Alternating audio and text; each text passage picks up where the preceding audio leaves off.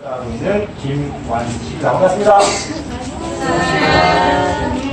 오늘 비가 오는 와중에도 이렇게 오셔가지고 저희도 좀 살짝 당황스러운데 자, 유념하셔야 될 것은 이제 비가 오다 보니까 시야가 좀 가려지고 또 비에 신발이 다 젖을 것 같아요. 그래서 이게 무료로 진행이 되다 보니까 세탁기라든가 이런 것들은 지원이 안 된다는 점 해주시고요. 또 저희가 이제 이곳 해화문을 시작해서 낙산을 넘어서 동대문과 오간수문, 이간수문을 지나서 마지막에 광희문까지 진행될 예정이고요. 시간은 약 비가 와서 한 3시간 정도 소요될 예정입니다. 이제 가는 길이 그렇게 어렵지는 않습니다. 다른 건 갔다 오신 거죠? 다 갔다 오셨는데 어디 갔다 오셨죠? 중앙산. 3개 다 보셨어요? 저 3개 다. 다른 구간에 비해 한 5배 정도 편해요. 수월합니다. 네. 걱정하지 않으셔도 되시요. 자, 그 대신 다른 구간에서는 많으면 2개, 적으면 2개, 많으면 3개를 보게 되는데 이 낙산 구간에서는 가장 짧은 구간이고 가장 수월하지만 문을 총 8개를 볼 수가 있습니다. 자, 가다가 잠시 딴 생각하시면은 놓칠 수가 있어요. 그러니까 제 말에 귀 기울여 주시기 바랍니다. 다른 거 갔다 왔으니까 간략하게 한양조선이 어떤 곳인지에 대해서 간략하게 이야기를 말씀을 드리겠습니다. 자, 1392년 태조 이성계가 고려를 멸하고 조선이라는 나라를 개국을 하게 됩니다. 그래서 조선을 개국을 하고 이제 수도를 옮겨오게 되는데 수도를 옮겨오면서 가장 먼저 한 것이 조상에게 제를 지내는 종묘와 땅의 신, 공무의 신에게 제를 지내는 사직, 그리고 이성계 자신이 거처하는 경복궁을 제일 먼저 만들게 됩니다. 그리고 한양을 둘러싸고 있는 4개의 산, 즉 북쪽에 백악산, 동쪽에 낙산, 남쪽에 목멱산, 서쪽에 인왕산을 연결하는 약 18km의 성벽, 도성을 축조를 하게 됩니다. 그리고 조성의 안과 밖을 연결하여 하기 때문에 이 4개의 큰 문, 사대문과 4개의 작은 문, 사소문을 만들게 됩니다. 그래서 우리 친구, 도성의 사대문은 뭐가 있을까? 그렇지. 자, 동쪽에 동대문, 서쪽에 서대문, 남쪽에 남대문, 동쪽에 북대문이 있겠죠. 자,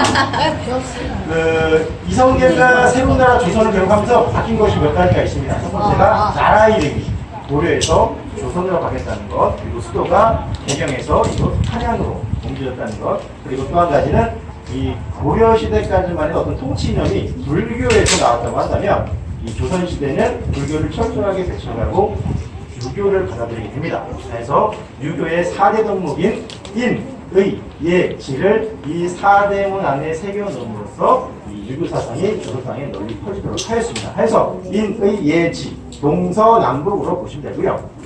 자, 동쪽에 인자를 넣습니다. 동대문을 뭐라고 부를까요? 흥인지문. 흥인문, 흥인지문이라고 부르고요. 서쪽에 서대문에 의자를 넣습니다. 뭐라고 부를까요? 돈의문이라고 부릅니다.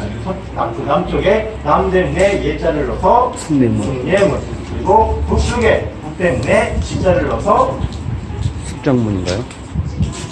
원래는 숙지문이 되어야 되지만 지자 대신에 정자를 넣어서 북대문을 숙정문이라고 부릅니다. 그리고 이 4개의 대문만으로는 다 조성의 인구를 수용을 할 수가 없었기 때문에 그 사이사이에 4개의 작은 문을 만들게 됩니다. 그래서 지금 북대문과 동대문 사이에 지금 여러분들이 서 계신 해화문을 만들고요. 그 동대문과 남대문 사이에 우리가 마지막에 도착하게 될 광희문을 만들고 남대문과 서대문 사이에 소의문, 서소문을 만들고요. 그리고 서대문과 북대문 사이에 창의문을 만들게 됩니다. 그래서 지금 다른 문들은 어떤 방식으로든 형태를 볼 수가 있지만 서쪽에 있는 서대문과 서소문, 도리문과 소의문은 그 형태를 볼 수가 없습니다. 그래서 이 부분이 빨리 복원이 되어서 어떤 형태로든 복원이 되어서 우리가 볼 수 있게끔 되었으면 좋겠습니다. 자, 그러면 이곳 해화문이 과연 어떤 곳인지부터 간략하게 말씀을 드리겠습니다. 이 해화문은 처음에 지어줄 때의 이름은 홍화문이었습니다. 하지만 성종 시기에 창경궁이 건립이 되는데 이 창경궁의 정문의 이름을 또 홍화문이라고 짓습니다. 이 창경궁에 가보시면 정문의 이름이 홍화문으로 되어 있습니다. 그래서 이곳 도성의 홍화문과 창경궁의 홍화문이 혼용되어 사용이 되어지다가 중종 때에 이르러서 이곳 도성의 홍화문을 해화문으로 고쳐 부르게 됩니다. 동쪽에 있는 작은 문이라고 해서 동소문이라고도 부르고요. 그래서 이쪽 지역 이름이 해화동, 동서문동 이런 것들은 다 이 해화문에서 비롯되었다고 볼 수가 있습니다. 자, 이 경복궁을 중심으로 해서 이 창의문과 숙정문, 북대문과 북서문이 이 경복궁의 양 8에 해당된다고 해서 초기에는 통일을 금지를 시켰습니다. 그래서 도성의 실질적인 동문의 역할을 이 해화문에서 담당하게 됩니다. 이 해화문을 주로 사용하던 사람들은 북방의 여진족들이었습니다. 당시 명나라 사신들은 서대문을 통해서 조선으로 들어와서 남대문 근처에 있는 태평관에서 묵었던 반면에 이 여진족들은 북방에 있는 보랑키라고 해가지고 조선에서 굉장히 항해하던 민족입니다. 그래서 이 여진족들은 서대문으로 돌지 못하고 해화문으로 들어와서 동대문 근처에 있는 북평관에서 묵게 됩니다. 태평관, 북평관 많이 들어보셨죠? 이것은 중국 사신들이 머물렀던 도시다라고 볼 수가 있고요. 그러다가 이 여진족들이 당시 명나라를 멸망시키더니 청나라를 세우게 되죠. 그 청나라에서 병자호란을 일으켜서 조선도 함락을 하게 됩니다. 그때부터 이 여진족들을 청나라 사신들도 이 서대문을 통해서 조선을 들어오게 됩니다. 그때부터 해화문은 동체나게 길을 걸었다고 볼 수가 있고요. 이 해화문은 임진을 한 당시에 문 위에 있는 나무로 된 부분, 지붕 보이는 부분, 그 부분이 소실이 됐던 것을 영조 때에 이르러서 다시 복원을 하게 됩니다.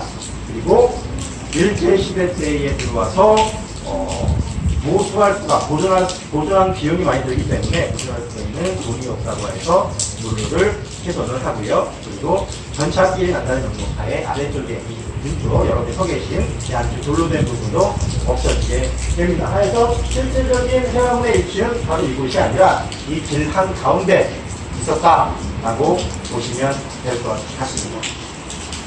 자, 네, 찍은 해화문의 모습입니다. 보시죠. 이거 비슷하죠? 보시면 요 지금 곡선이 된 성벽 부분 여기서 볼 수가 있고요. 여기 이제 멀리서 지금 한성대 입구 여기 보셨죠? 한성대 입구 여기서 바라본 해화문의 모습입니다. 이게 이제 근처에서 이제 본 해화문의 모습이고요. 이곳은 일제시대 때예요. 위에 있는 문로가 없어진 모습입니다. 이제 기사를 1920년대의 기사를 한번 보여드리도록 하겠습니다. 다시 목골 동서문과 수문의 자체. 다시 목골 동서문은 바로 이 해화문을 말하는 거고요. 수문은 우리가 마지막에 볼 바위문을 말하는 겁니다. 자, 보시면 이쪽으로 한번 보시겠습니다. 자, 여기 보시면 돈이 없어서 보존할 수가 없다는 이유로 역사인 동서문과 수문을 헐어버려요. 이렇게 기사가 되고 있고요. 동서문과 광희문은 쇠락하여 위험하고 거린들의 숙박처가 된다. 거린들의 숙박처가 되고 하여서 보존 외에 수리 보존을 하든지 아니면 차라리 헐어버려. 두 의견이 있었는데 보존회로부터 경비가 없어서 철회하여도 무방하다. 두 개의 문을 무방하다는 기사가 있고요. 그리고 제목만은 내자동에 사는 진모에게 1,200원에 팔아버려.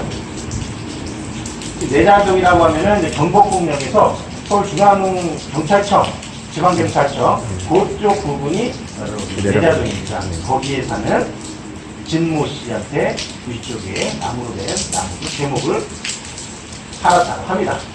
그래서 이걸 갖다가 이제 뗄감을 쓰진 않았을 거고 어딘가에 이전 부분 다시 지어놨을 건데 집을 짓는데 혹시 유폰이나 이런 다니시다가 어떤 아스파 뭐는 조치가 써져 있으면 연락 한번 주시면 보다 한번 가도록 하겠습니다. 자, 그리고 이제 창의문마저 헐어버리자는 의견이 있었지만은 그것만은 고려법에 대해서 반대하기로 따더라 라는 기사가 있습니다. 해서 이 광희문과 그 해왕과 광희문은 없어져 버리고 창의문은 아직까지도 발생하고 있습니다. 그게 어디 신문이에요? 이게 그때 당시 조선일보예요. 나쁜 놈들인데. 그때 당시에는 그렇게 나쁘지 않고 그 이후에 그렇죠. 자, 이게 이제 해화문의 현재 현판입니다. 이것이 이제 구한 말 때까지 해화문에 붙여있던 현판의 모습입니다. 그래서 왜 이렇게 만들었을까요? 이런 게 남아있을에도 불구하고 현판을 이와 같이 썼습니다. 원래 한자는 해화문 이렇게 되고 왼쪽에서 오른쪽으로 가야 되는데 이것은 오른쪽에서 왼쪽으로 가야죠. 제가 봤을 때. 왜 그랬을까요? 그거 누가 쓴 거예요? 자, 이것은 이전 복원이 1994년도에 복원이 됩니다. 이 해화문이. 그러면서 당시 서울시장이었던 이원종 기억하시나요? 기억하시죠? 박근혜 정부 시절에 국정농단이 처음 발생이 되고 현실이 이제 대필해준다고 그때 당시에 대통령 비서실장이었던 이원종 비서실장. 연설문 대필은 조선시대도 있을 수가 없는 일이었다. 그런 말을 남기고 사라지신. 네. 그때 당시에 서울시장이었던 분이 이제 지금 시대에 다시 또 대통령 비서실장으로 돌아오게 된 거죠. 또 이와 같이 쓰여져 있는 문이 있습니다. 어떤 문일까요? 제가 갔다 오신 분. 숙정문을 보면 숙정문도 이와 같이 써 있어요. 숙정문은 누가 썼다? 박정희 대통령이 썼습니다. 친필로. 그래서 그것을 본따서 당시 이원종 서울시장이 이렇게 숙정문도 이렇게 숙정문 이렇게 써져 있어요. 해화문도 이렇게 쓰지 않았나 생각이 듭니다. 자, 그러면은 이제 비가 새 두 마리의 이름은 바로 봉황새입니다. 봉황새 두 마리가 그려져 있는데요. 어떤 게 봉이고 어떤 게 황일까요? 봉이요. 왼쪽이.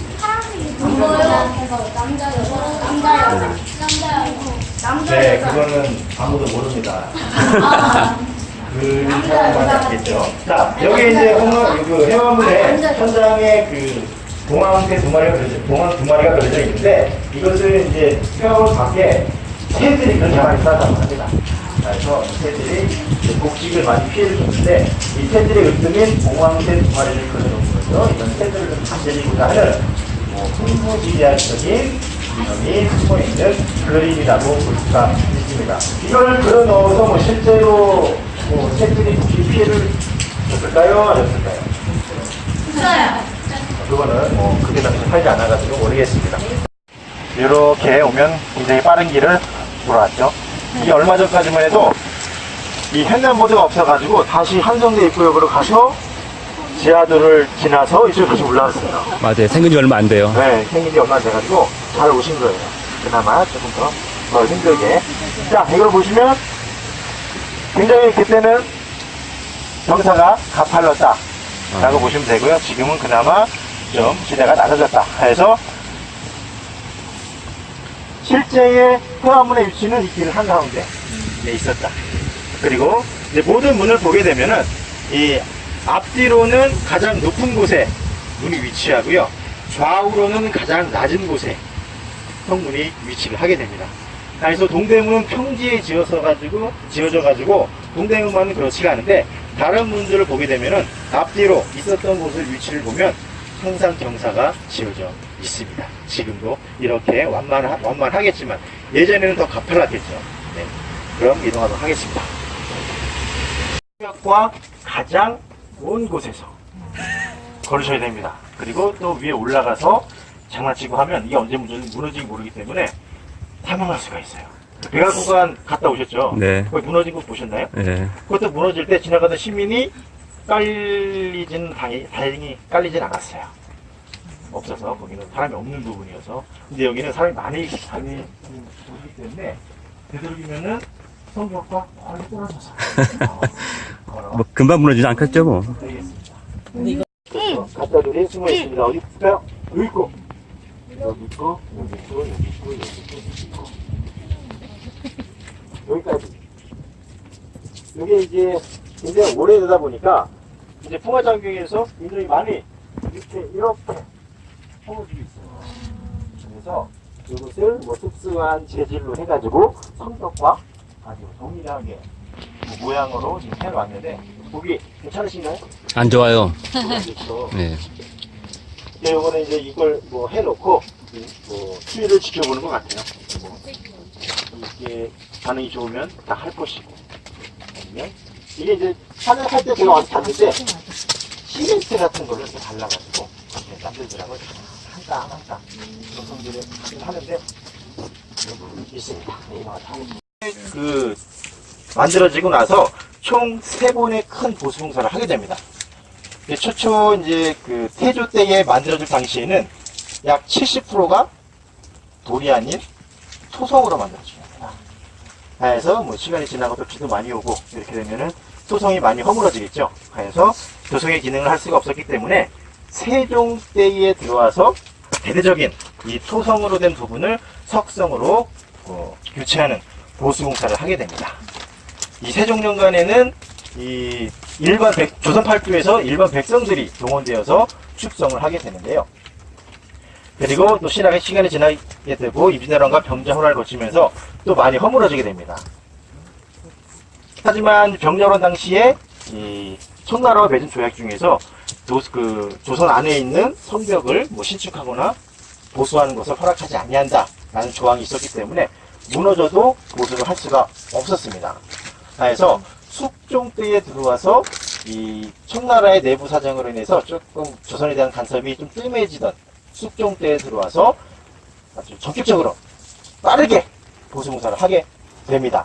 숙종연간에는 이 도성뿐만 아니라 이 남한산성이 그 청나라에 의해서 함락이 되죠. 그래서 남한산성만으로는 안 되겠다. 그래서 북한산성도 축성을 하게 됩니다. 그리고 북한산성과 도성을 연결하는 상춘대성이라는 것도 만듭니다. 상춘대성 들어보셨나요? 아니요. 못 들어보셨죠? 그러면은 홍지문 들어보셨나요? 홍지문? 네. 홍지문 터널. 네. 항상 내부순환로 내부선은 다 하면 나와요. 네. 항상 뭐 사고 나서 항상 막히는 홍지문 터널. 그 홍지문이 실제로 존재하고 있는데 이 상명대학교 앞에 보시면 한국문이라고 해서 홍지문이 있습니다. 그 홍지문이 이 탕춘대성의 성문입니다. 그래서 연결하여서 바로 이동할 수 있게끔 그렇게 탕춘대성을 만들었고요. 이 숙종 때에는 일반 백성이 동원돼서 축성이 된 게 아니라 그 당시에 군인들이 동원되어서 축성을 하게 됩니다. 그리고 또 시간이 지나고 뭐 일제시대와 한국전쟁이 지나면서 또 많이 허물어지게 되죠. 그리고 근래에는 1970년대 박정희 정권 시절에 대통령 집권 시절에 정부 시절에 또 대대적인 보수공사를 크게 3번 하게 됩니다. 그래서 지금 여러분 여기 지금 오른쪽에 아래쪽에 검고 메주돌 모양 지금 여기서 보면은 옥수수알 모양의 검은색 돌이 바로 세종 때에 1420년대 우리나라 한글이 만들어지기 전에 이쪽에 쌓여진 저 검은 돌이 세종 때에 만들어진 돌이고요. 여러분 왼쪽에 보시면 왼쪽 측면에 돌아가는 돌아가는 부분에 크게 만들어진 곳이 숙종 때에 만들어진 것이고요. 또 오른쪽에 보면 아주 크고 견고하게 만들어진 것은 순조 때에 만들어진 성벽이라고 볼 수가 있습니다. 그리고 이 위쪽에 하얗게 된 돌이 있죠. 이 하얗게 된 돌은 1970년대 근래에 들어와서 복원이 된 돌이라고 볼 수가 있습니다. 비가 많이 오니까 성벽을 걷다 보면은 이제 성벽에 새겨진 글씨를 볼 수가 있습니다. 각자석 많이 들어보셨죠? 각자. 여기에도 각자가 쓰여져 있습니다. 자, 여기에는 주자가 쓰여 있습니다. 뭐라고 쓰여져 있을까요? 제자 아닌가요? 아. 요거는 기본이니까 아시겠죠? 동. 자, 여기에는 영동이라고 쓰여져 있습니다. 그래서 충북 영동에서 올라온 일본 백성들이 축성을 시작하였다. 라고 쓰여져 있는데요. 그러면 이 돌은 언제 쌓아진 성벽일까요? 아, 백성들이 동원되어서 축성되어진 시기, 초기. 초기 세종 때에 새겨진 돌이다 라고 볼 수가 있고요. 자, 여기 영동이라고 쓰여져 있습니다. 그리고 옥천이 또 하나가 있습니다. 옥천은 어디 있을까요? 충북 옥천. 충북 옥천. 그렇죠? 옥천은 여기에 있습니다. 자, 이 옥천을 보시고 보이시나요? 보이죠, 옥천?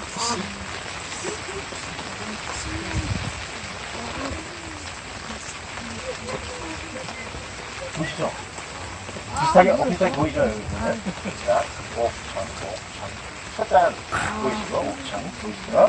자, 옥천. 네, 이곳은, 낙산구간 이곳은 바로 충북, 충청도에서 올라온 백성들이 축성을 하기 시작했다. 그래서 알 수 있고요. 요 부분은 영동과 옥천에서 올라온 백성들이 쌓기 시작했다. 그래서 이게 뭐 다른 사람이 들었을 때는 뭐 공사 실명이라고 드셨죠. 하지만은 뭐 이게 어떻게 공사 실명이 되겠어요. 그냥 저희도 예전에 뭐 공사하고 나면 시멘트에다 막 자기 막 바꾸거든요. 그런 게 아니었습니다. 그리고 지역에서 올라왔다 하니까 일종의 큰 신분이라고 해야 될까요? 그렇게 보시면 되고요. 뭐 공식적으로는 각자 공사 실명제로 인한 각자 소리다. 이렇게 보시면 될 것 같습니다.